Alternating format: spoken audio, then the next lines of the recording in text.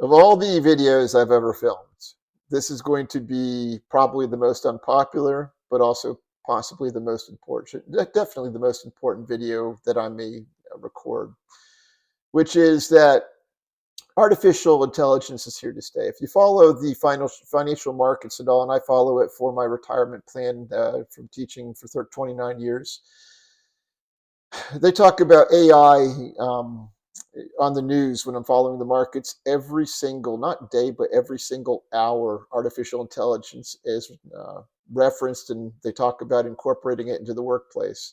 So these students that are coming through high school right now are going to have to be able to function and excel in a world that is really infiltrated by artificial intelligence at every level. They're going to have to be able to apply it and work. They're also going to have to learn how to use it responsibly.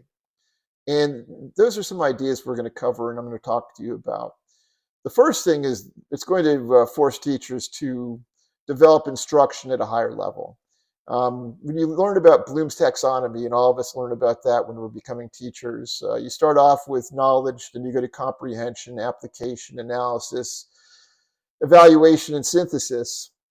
Synthesis being the highest and knowledge being the lowest. The first two, knowledge and some comprehension, are going to really, for all intents and purposes, already be covered by AI and the internet.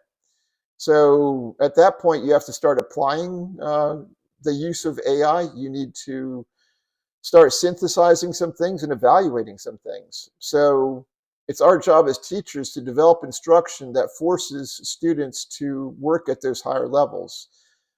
And one of the things I did in my environmental science class is I had the students take a picture of their backyard, feed it into the AI of their choice, and have that develop a pollinator garden for them.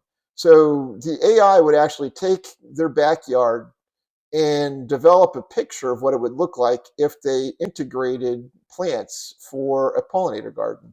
And in this project, I developed a rubric where they had X number of pollinators supported by Y number of plants.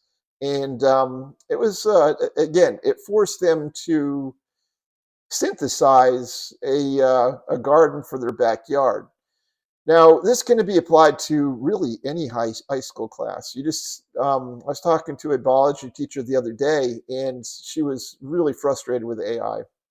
And I said, ironically, type into AI, pick an AI of your choice, and say, hey, I want to use AI to develop instruction in the classroom using AI as a tool to force students to work at a higher level. She thought that was brilliant. So she went home and asked AI to give her 10 lessons that would force students to use AI at a higher level. And that's what I would tell everybody watching this video right now is that is just the most ironic thing in the world is asking AI to help you synthesize a lesson that the students can use. And that's one of the things I'm going to do this summer is I'm going to sit down with AI and ask it, I'm going to feed it lessons, subjects I want to cover, and ask it to synthesize lessons that involve using AI. I will have the AI create the rubric. I will ask AI to incorporate whatever standards I want to cover. So I know how ironic this sounds. I'm going to use AI to develop AI lessons for my students. Obviously, I'm still going to do a lot of the lower level stuff too, the knowledge and the comprehension. But I'm going to every unit, I'm going to incorporate a couple of lessons where AI is going to be used as a tool to analyze, evaluate, and synthesize. Um, Again, if you take a look at the chart on the other side of this page, you can take a look at Bloomberg's taxonomy to refresh your memory. But as teachers, we're going to have to move up to higher level teaching and to be able to incorporate AI into our classes. And it's critically important because these students, their jobs are going to depend on it. AI is increasing at an exponential rate. Our world has changed, and it's changing hourly now, not yearly, not daily, not monthly, but in a matter of months, the business ecosystem is going to change. The only thing that slows it down is incorporating the AI into it and the infrastructure. But AI can compute things at just a scary, scary rate.